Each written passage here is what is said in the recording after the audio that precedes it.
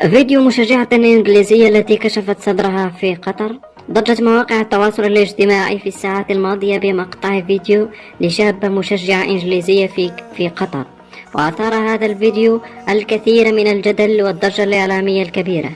وطالب الجمهور العربي بمعاقبة كل من يقوم بمثل هذه الأفعال المخلة للآداب خلال مونديال قطر 2022.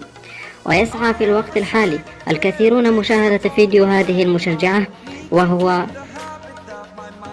شاركنا برأيك، هل من حق دولة قطر أن تعاقب المشجعة أم هذا حرية فردية؟